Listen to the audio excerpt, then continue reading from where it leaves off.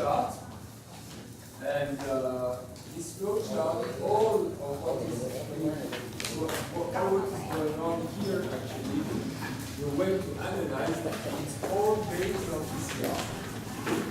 Ngày hôm qua thì mình đã học cái sơ đồ này rồi. Thì thật ra thì những cái phương pháp mà mình phân tích trong cái sơ đồ này tất cả đều là dựa vào cái PCR. Okay, so we're going to pass through rapidly.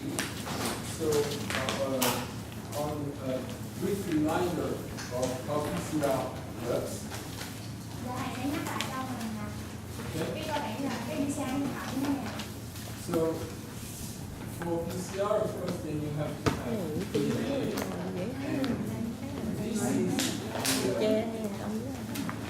This is the target. Có sức máy mà là ngồi được rồi. So we want to amplify what's in here, the sequence that is here. And to do so, we need primers. Primers, like Sarah explained yesterday, the way to find primers, you need primers which are specific for the sequence you wish to amplify.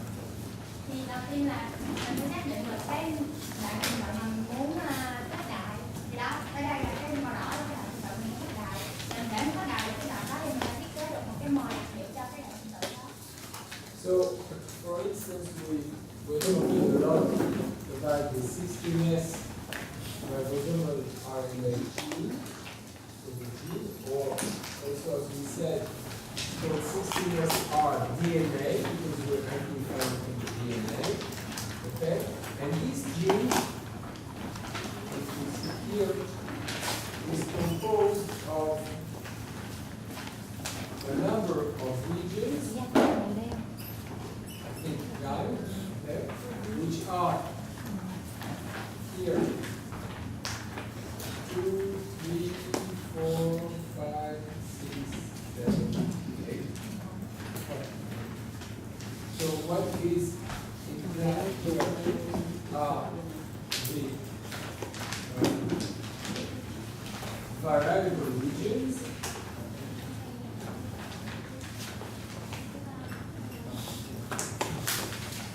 Okay, so this gene has variable regions and conserved regions. Thì ví dụ lấy ví dụ là cái trường hợp Cn16SA đây, cái tên nó là 16SA nhưng mà thực ra là cái DNA nên có thể có cái loại khác là 16SA. Nhân gian giúp chị những cái con chuột trong một cái gen nó chuột máy kia. Trong những cái vùng nó sẽ có cái vùng mà màu đen đó là vùng biến động, còn cái vùng màu trắng đó là vùng bảo toàn. So if one wishes to amplify the 16S ribosomal RNA gene from many different kinds of bacteria, where would you like to have your primers? In the variable regions, we change very rapidly, which are very different from one organism to the other, or in the conserved region, which are much more conserved, much more similar between one organism to the other. Thì bây giờ nếu trường hợp là mình muốn thiết kế cái mồi để mình phát đại cái gen 16S của nhiều loài cùng một lúc, mình sẽ chọn vùng nào, mình chọn cái vùng biến động là cái vùng hay thay đổi là khác biệt giữa loài này và loài kia, hay mình chọn cái vùng bảo tồn là cái vùng mà nó giống nhau giữa loài này với loài kia. So, where would you choose to have your primers? In the variable regions, the black boxes, or in the conserved regions, the white boxes? Giờ mình sẽ chọn vùng bảo tồn hay là vùng biến động để mình phát đại cái gen 16S của nhiều loài. Conserved regions, of course, the conserved regions because they are similar in many bacteria, and if you want to get as many anticorns or PCR products you can prefer, you will choose your primers, let's say, here, okay, and here, whatever combination which fits, okay? So you will have your primers there. So that's the first thing, is to design the primers, to choose where you would like to have the primers, and to design them as you are mentioned yesterday. Okay?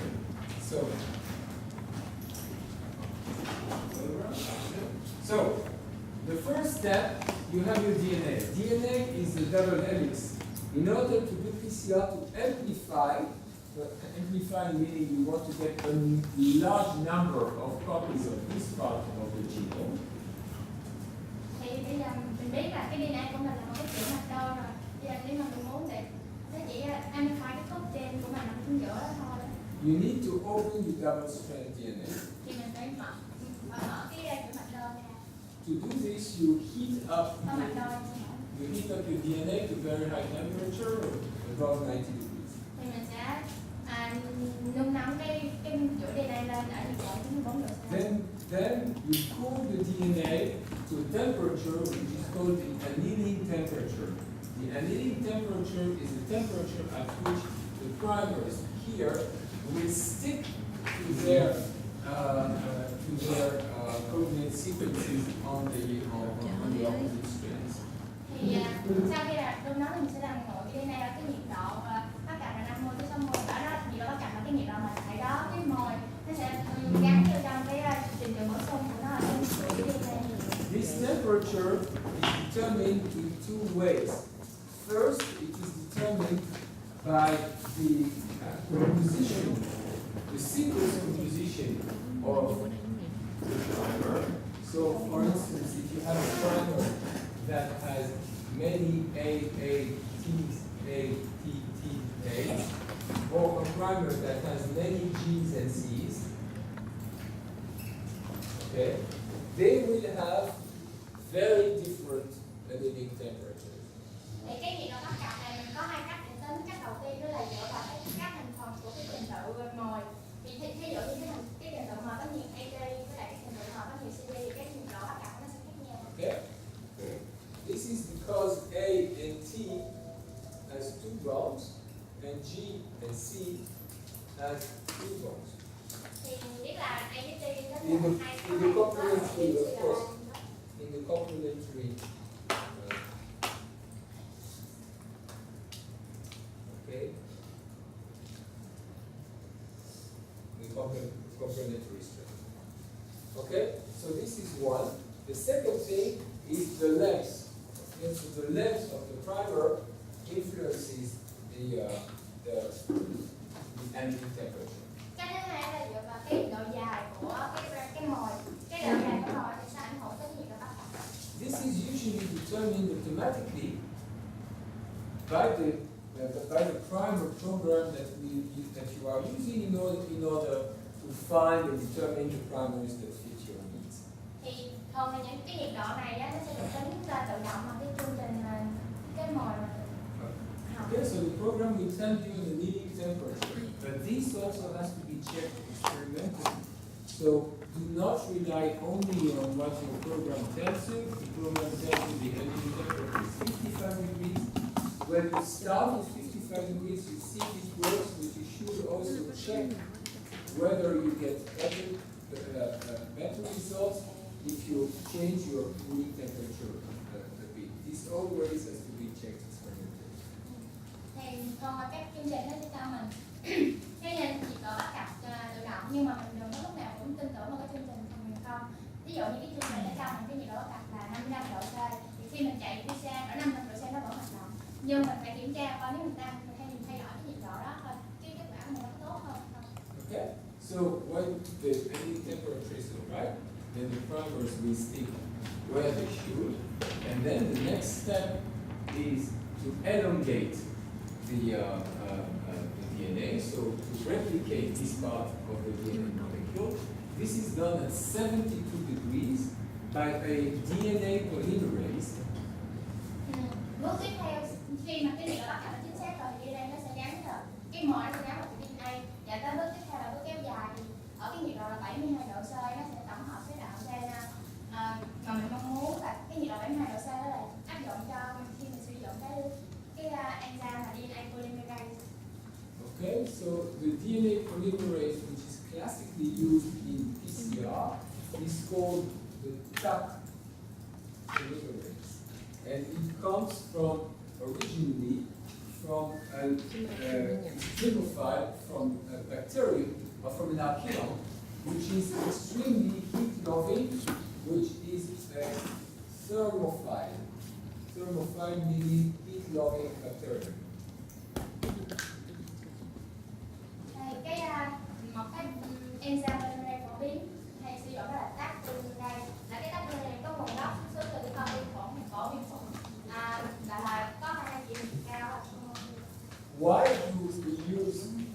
enzyme thermophile to elongate at 72 degrees, and why don't we use enzyme itself E. coli to do the elongation at 72 degrees? Tại sao mình phải sử dụng cái enzyme từ cái câu không chịu nhiệt để mình thực hiện cho cái quá trình nở để nó xảy ra, không phải sử dụng cái câu. Why not use the DNA polymerase of E. coli, which is much more, it's been known for many, many years, but people not using it for elongating DNA. Why not use the DNA polymerase of E. coli? Why use this Staq polymerase? Sao mình không xài polymerase trong E. coli mà mình lại xài cái DNA trong cái con không? Con bị gì? Because either the tertiary glycerolide protein can be longer, so that we have to use proteins from the Exactly. We have to use a protein which is adapted to this temperature. And this thermophile, this Thermus aquaticus, that's the name of the bacterium, lives at very high temperature. It lives at 70 to 80 degrees. So it's adapted to very high temperature, and its DNA polymerase is adapted.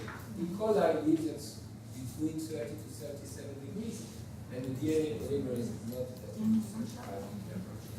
Lý do là mình phải sử dụng những cái enzyme có protein mà nó thích nghi trong cái điều kiện nhiệt độ cao. Ở cái con mà có khả năng nhiệt không ok đó thì nó sống được ở chỗ trong khoảng nhiệt độ từ 70 đến 80 độ C, nên khi mình đưa vào nhiệt độ này nó sẽ hoạt động được. Trong khi con insulin nó chỉ sống trong khoảng nhiệt độ từ 30 đến 37 độ C thôi, nên nhiệt độ không hoạt động đến nhiều. Okay? And the reason why we work at such high temperatures is because we want our PCR to be specific. So not only the primers have to attach, but also they have to attach only at the sites where they're supposed to attach, and nowhere else. So that's why the needling is at rather high temperature, and also then elongation is also at a high temperature to enable the specificity to be high. Tại sao mình lại thực hiện cái bước gắn bắt gặp cái bước kéo giảm nhiệt độ cao là gì? Mình không chỉ là muốn cái phản ứng đi sau mình hoạt động đâu, hay là đặc hiệu nữa. Cho nên ở nhiệt độ cao vậy thì cái mồi của mình nó sẽ có khả năng là chỉ bắt gặp ở đúng cái vị trí mà mình mong muốn. So at the end of the first round, we have this product, which is now being denatured again. So we're doing this again. So this is one round. This is now denatured again, open, and used. So now you don't have two, you have four strands of DNA that are used as template. Okay, and each time each molecule then is multiplied by 2. Thì sau khi mà quá trình kéo dài kết thúc thì mình sẽ có cái sản phẩm là có hai cái chuỗi DNA mới được tổng hợp, và hai chuỗi DNA này sẽ bắt đầu biến tính, thì nó sẽ bắt đầu lặp lại cái vòng này, và mỗi lần đó thì nó sẽ có hai phân chia ra được hai cái DNA mới. You do this usually between 25 to 30 times. Thì cái dòng này sẽ lặp lại khoảng từ 35 đến 40 lần. Okay. So this is how it goes. If you see the calculation, if you start here from the number of copies, here 2 copies after 15 cycles, you have 34 billion copies. So this is a very powerful tool.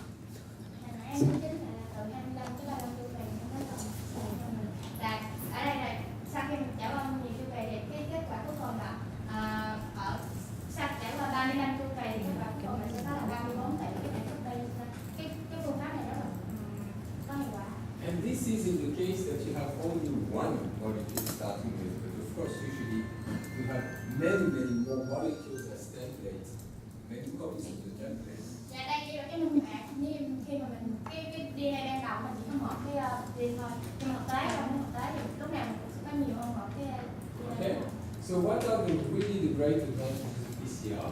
Small amounts of DNA can be amplified to yield large amounts of DNA. Cái phần lợi của cái PCR thì đầu tiên là mình chỉ cần một lượng nhỏ DNA là mình có thể tất cả rồi, không cần phải có lượng nhiều. You can be very specific in the targets that you want to amplify. Và mình có thể là thiết kế cái đoạn đích đặc hiệu mà mình muốn thiết lập. Today, PCR machines, you can run many samples together. Dạ. Ở cái thời điểm hiện tại thì cái máy PCR nó có thể chạy trên rất là nhiều loại mẫu. And also, we'll see that in a few minutes, quantification can be entailed. So you can also quantify how much DNA you had in the first place. Và mình cũng có thể định lượng cho bao nhiêu cái phân tử DNA mình có trong mẫu. Okay? Now, so this is the positive part, and this is the problem.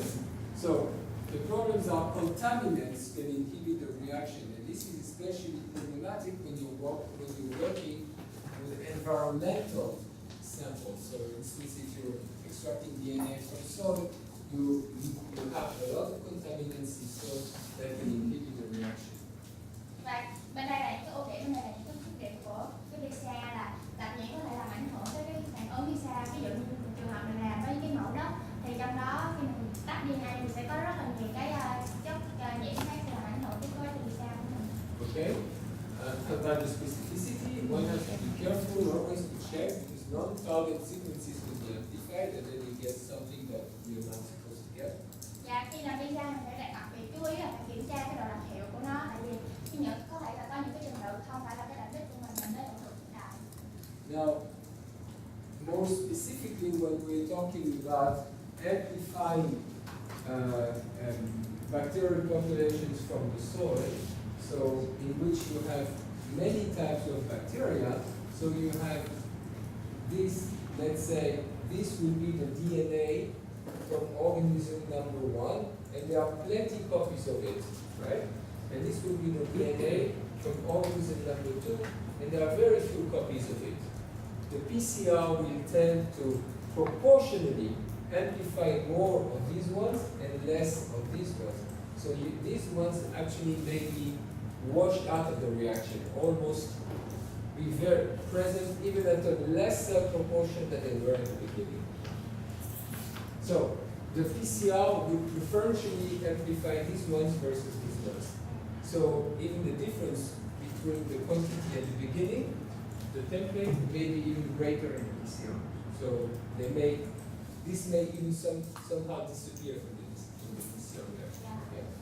Thì trong trường hợp là mình đang phân tích cái quần thể trong đất, thì ví dụ như ở cái loài sinh vật thứ nhất nó có DNA nó rất là nhiều, trong khi loài sinh vật thứ hai có DNA ít, thì khi mình chạy các chạy bằng PCR thì cái loài mà có ít đó có thể là nó sẽ biến mất trong sau khi mình chạy xong cái loài nó sẽ biến mất.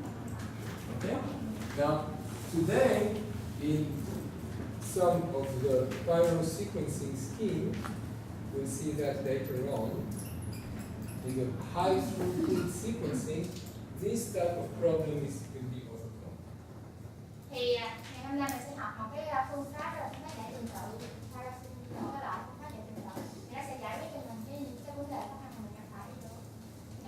Something is really important is PCR induces errors in the DNA synthesis. So there's a certain rate of errors which are introduced into the synthesized molecules. Thì một cái điểm nữa là cái PCR nó có khả năng là tạo ra những cái sai sót trong cái quá trình mà phức đại DNA. Okay, and chimeras can be created. We'll see in 1 minute what chimeras are. Có thể là tạo cái camera này đó. Giờ lại là một cái gen nhưng mà nó có bắt nguồn từ nhiều nguồn khác nhiều.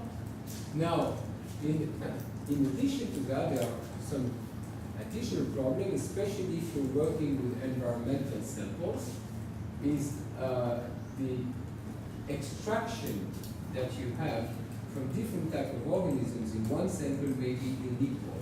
For instance, if you're taking soil, you may have in soil some bacteria, as we mentioned, which are in spores. And the spores, they have a very, very thick wall. So sometimes it can be very difficult to get the DNA out, or almost impossible. You also have some very thick gram-positive bacteria, which can be very difficult to extract. So these bacteria will need very little DNA, while some other bacteria, let's say some classical are negative, will be a lot of DNA. So you will have unequal extraction of the DNA from your organisms in your sample. Thì có những cái vấn đề đó đi ra là mình cái liên kết DNA nó không bằng nhau. Ví dụ giữa cái con vi khuẩn mà đang dương thì nó cái thành tế bào rất là dày, nên là cái mình liên kết DNA rất khó, nó ra nó ít hoặc là nó không ra luôn. Trong khi cái con này á, thì nó đang ăn cái hành nó mỏng hơn thì nó sẽ liên kết DNA dễ dàng hơn, cho nên cái lượng mà DNA liên kết từ hai con này nó sẽ khác nhau. Okay? So this means that if you have unequal DNA extraction from your sample, your PCR, the amplification of the gene from this one, in this population, won't represent the actual size of the population in the sample. Thì khi mà mình có cái lượng DNA điều chia ra khác nhau như vậy á, thì cái kết quả khuếch đại của mình nó sẽ không đại diện cho được cái kích thước thật của quần thể trong thực tế. Okay? And then all the downstream analysis will be biased. Cho nên những cái phân tích tiếp theo á thì sẽ bị ảnh hưởng bởi cái kết quả đầu tiên này. So, well, this is again what we mentioned. You also have unequal PCR amplification. So you're using primers which are from conserved regions. The conserved regions don't mean that the sequence in this organism and in this organism are exactly the same. Conserved regions mean that they are similar, not necessarily identical. Thì một cái vấn đề nữa là mình sẽ có những cái kết quả khuếch đại khác nhau, bởi vì ví dụ mình lấy mặc dù là mình lấy cái đoạn mò thiết kế trong cái đoạn gen bảo tồn, nhưng mà đoạn gen bảo tồn nó không có nghĩa là nó sẽ giống nhau 100% giữa cái con những vùng thể khác nhau, mà nó chỉ có nghĩa là nó giống nhau thôi chứ không phải là tương đồng. So the primer, which is working in this conserved region, has been designed to take that into account, but yet there may be events in which the primer will stick better to one type of organism, to one type of sequence, than to another type of sequence, and then the amplification will be unequal.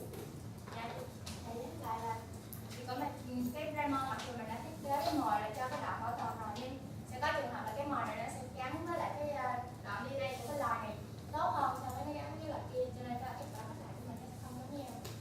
Now, again, about the proportion of the different PCR products that you get in the creation from one environmental sample, in which you have a lot of the templates from different bacteria, some that you often want to know the proportion of the different communities. The proportion, the ratio. Thì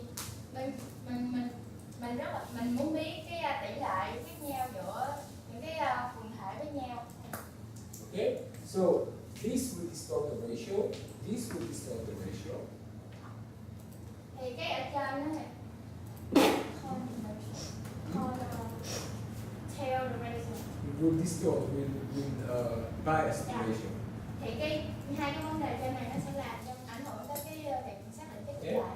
And this will also bias the ratio. This means that if, for instance, you have one bacterium in its chromosome, so let's say that's the chromosome of bacterium, so you have some bacteria that they have one copy of the target gene, okay? But you have bacteria which may have, let's say, 7 copies or more. 1, 2, 3, 4, 5, 6, 7 copies of the gene. So in the bacterium that has one copy, the PCR will only amplify this one, of course. And in the bacterium like E. coli that has 7 copies, you will get 7 times more. Ví dụ cái trường hợp này cũng ảnh hưởng tới cái tỷ lệ đó. Cái này là thầy giải thích là thì có một con vi khuẩn này nó chỉ có một cái gen của 16 này trong ngoài đó thôi, cái DNA, cái PCR nó sẽ khuếch đại chỉ cái này đó thôi. Còn nếu ví dụ trong trường hợp là con E. coli nó có tới 7 cái 16 này như vậy đó, thì cái DNA nó sẽ khuếch đại nhiều loại, có thể bất kỳ cái loại nào gen nào trong đó nó sẽ tạo ra nhiều loại sản phẩm khuếch đại với nhau. Okay. And finally, another problem that you encounter with PCR, especially PCR from environmental sample, in which in the same amplification event you have DNA from different sources is the creation of what is called chimeric sequences. Một cái vấn đề mà mình có thể gặp phải khi chạy đi xe, đặc biệt là khi mình hoạt động trên xử lý những cái mẫu môi trường như đó, thì đó là cái tạo ra những cái đoạn gai. Chimeric sequences means that you have the amplification DNA from organism 1 and the DNA from organism 2. Somehow during the amplification process the DNA becomes entangled one with the other, and the product that you get is a product that has part organism 1 and part organism 2. And when you get the sequence of this product, you may think that you have an additional novel sequence, a novel type of organism, while in fact what you're having here is only an artifact. Thì cái chimeric thầy giải thích đó là khi mình có đại DNA thì ví dụ cái màu xanh là từ một con vi khuẩn khác, và cái màu tím là của con vi khuẩn khác. Trong đó mình có đại hai cái này nó kết hợp với nhau tạo thành một cái sản phẩm mới, nó chứa một phần của con này, một phần của con kia. Khi mà mình giải trình tự mình có thể kết luận cái đoạn này là một loài mới, mình mới phát hiện ra trên thực tế nó không phải là chỉ là của hai cái loài nó kết hợp này. This is not something that happens. This is not a rare event. This is not something that happens very, very seldom. This is something that happens quite a lot. In power sequencing, how many people do we get? Maybe up to 5%. Okay. In power sequencing experiments, maybe 5% of all the sequences that you get are chimeric sequences. So it's not impractical. Cái việc này, cái trường hợp này nó không phải là hiếm, nó xảy ra nhiều. Nếu như mình áp dụng cái phương pháp giải trình tự fiber sequencing thì mình nhận 5% cái trường hợp tất cả cái trường hợp đó. Fortunately, there are ways, bioinformatic ways, so on, that tells you whether a sequence is chimeric or not. Nhưng mà may mắn là mình có cách để mình có thể biết được cái này là khi mình là sử dụng phân sinh học. Okay. Now, PCR, the classical PCR is not really quantitative. It can be semi-quantitative, but it's not very precise.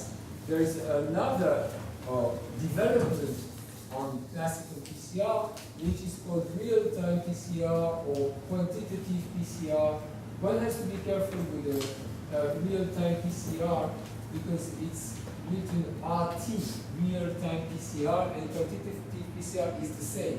But there's another RT-PCR which is called reverse transcriptase and transcriptase PCR. And the reverse transcriptase PCR is when you have an RNA, a messenger RNA for instance, and you transform it back into DNA,